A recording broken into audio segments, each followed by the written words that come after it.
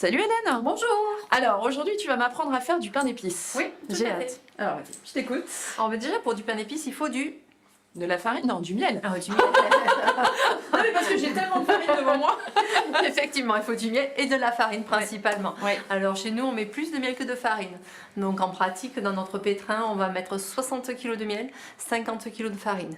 Ouf. Voilà. Et tout rentre là-dedans. Tout rentre là-dedans, il n'y a pas de D'accord. souci, il est assez grand. Alors on met d'abord la farine pour des questions pratiques, donc ce qui est déjà fait.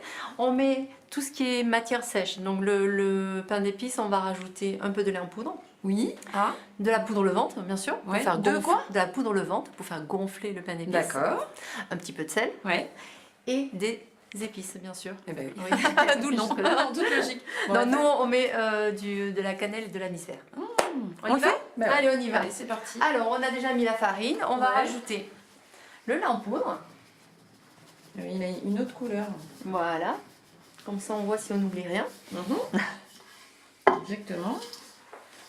La deuxième chose, on va rajouter un petit peu de sel. Pas beaucoup. Il y a un ordre précis? Non, pour les pas matières forcément. sèches, non. Ouais, il n'y a pas besoin. Non. Ça c'est... Ça, c'est la poudre levante. C'est la levure, en fait. Hein, Ouais, tout d'accord, simplement. ok. Qui s'agglomère un peu, c'est pour ça qu'on la tamise. Ouais. Pour pas faire de grumeaux. Mhm. Voilà.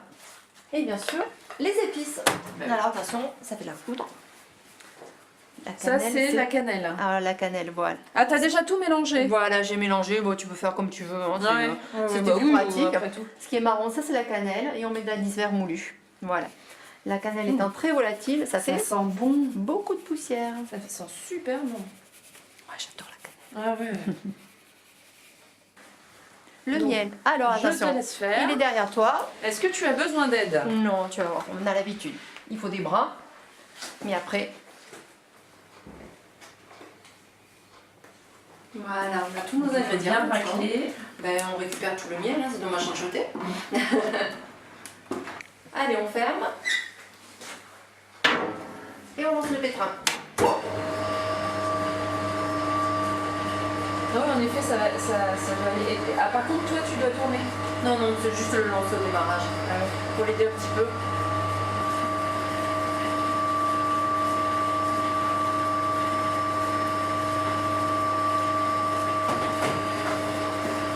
Alors, voilà le moment du moulage. Tout à fait. Donc, qu'est-ce qui se passe? Donc, il y a une balance.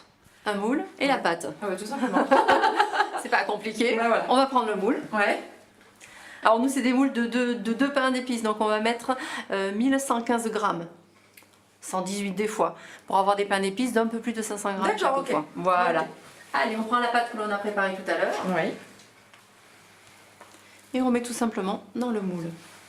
Alors avec la chaleur du four, elle va s'étaler la pâte. Oui, c'est ce que j'allais te dire. T'es pas obligé de l'étaler. Ça va se faire naturellement. Alors là, il est fait un peu froid, donc elle est un peu prise la pâte, Ouais. mais dans le four, elle va s'étaler avec la D'accord. chaleur. Elle va se fondre, elle va s'étaler, ce qui va lui permettre de gonfler de manière assez homogène et de faire des pains d'épices D'accord. assez jolis normalement. Je te laisse bosser. Allez, on va terminer.